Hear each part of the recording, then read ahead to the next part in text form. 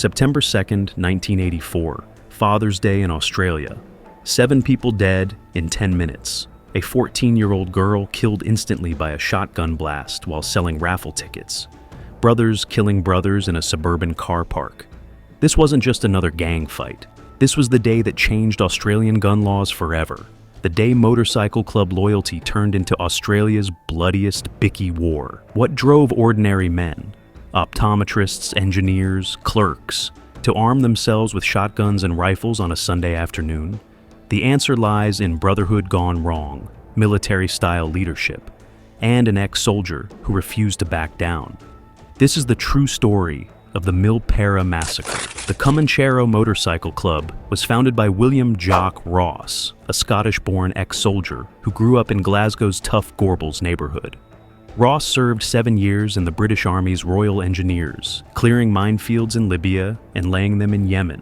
His military background shaped everything about how he ran the club: rigid hierarchy, military discipline, strict rules. In 1982, tensions within the Comanchero led to a split. Anthony Snodgrass Spencer started a second Sydney chapter in Birchgrove. Spencer came from a broken home, grew up in foster care, never knew his father, and his mentally ill mother took her own life. He desperately sought the family he never had. He lied about serving in the Vietnam War to impress the Comancheros and saw Jock Ross as the father figure he'd never known. During the club's 1983 Christmas run, fighting erupted between Ross's chapter and Spencer's chapter. The Birchgrove chapter broke away entirely. Spencer had visited American outlaw clubs and remembered the respect U.S. Bandidos showed him. He contacted their national president, Ronnie Hodge, and after correspondence, received approval to form Australia's first Bandidos chapter. The new Bandidos members ceremonially burned their Comanchero colors. Former brothers became instant enemies. Violence escalated throughout 1984. On August 9th, 3 Comancheros were beaten by Bandidos at the Bull and Bush Hotel.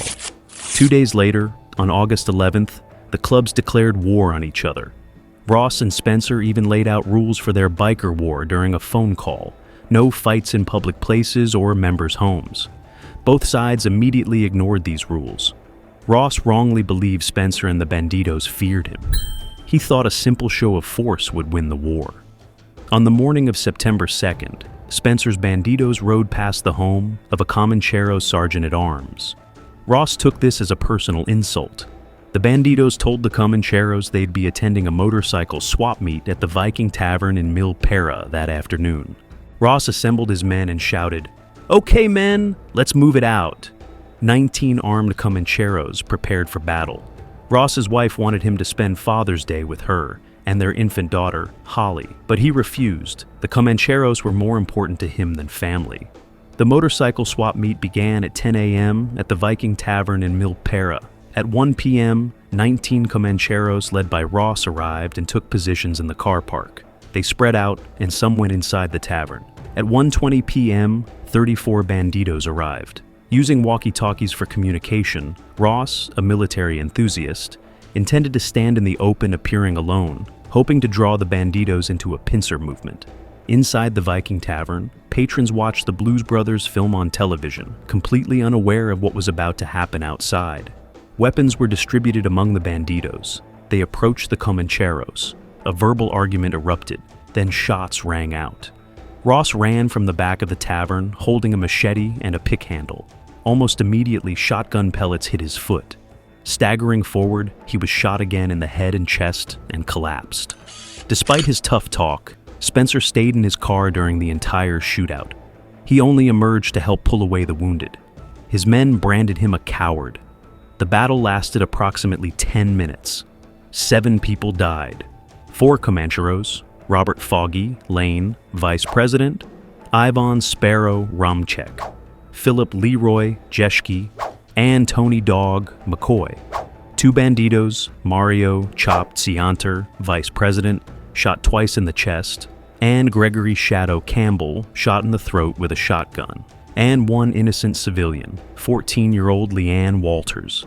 Leanne was a young motorcycle enthusiast attending the swap meet with a friend of her father's. She was hit by a bullet from a .357 Magnum and died instantly. Without her death, the massacre likely wouldn't have received the same media attention and public outrage. 28 others were injured. Jock Ross suffered severe brain damage from being shot in the head. He lost much of his vision and his ability to read and write. Bandido, member John "Whack" Campbell, never fully recovered from his injuries and died in jail in 1987 from complications. Spencer met his girlfriend that night and broke down crying hysterically. "They killed us. Shadow and Chop are dead. They wanted to kill us. They were trying to kill us."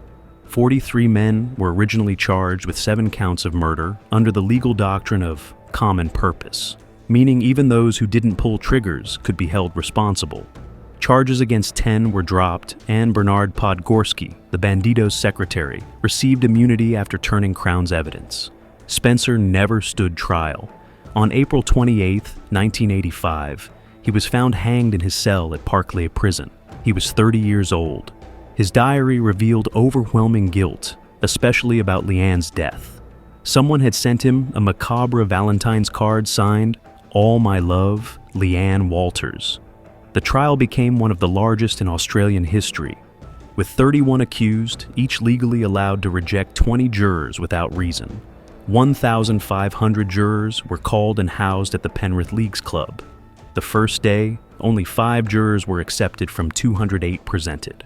Those 5 were later found ineligible, forcing jury selection to restart. Eventually, about 1,000 jurors were screened before 12 acceptable ones were found.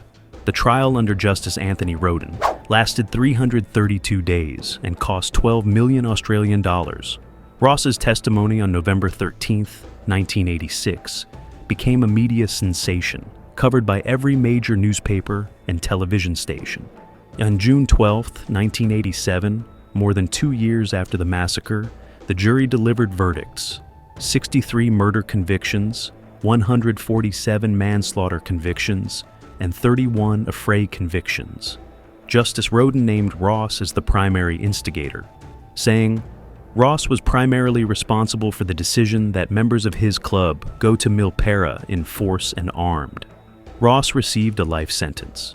In 1989, an appeals court heard Ross's case. In 1992, his murder conviction was reduced to manslaughter. He served 5 years and 3 months and was released on parole. Ross has never expressed remorse.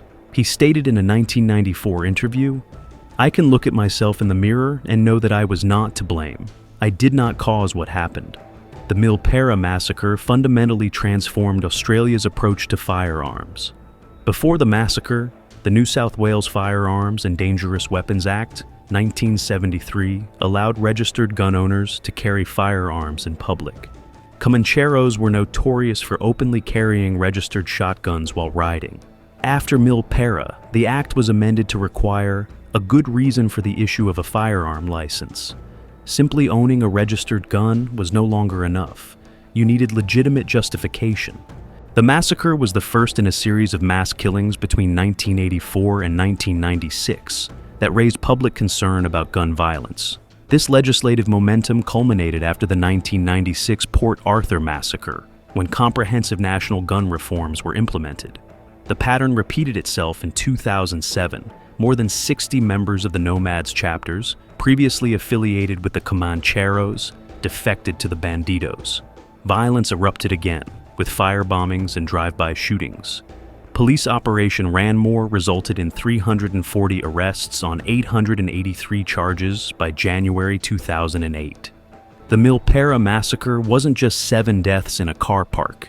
It exposed how easily brotherhood becomes bloodshed, how military discipline without moral restraint breeds violence, and how public spaces can transform into war zones in minutes.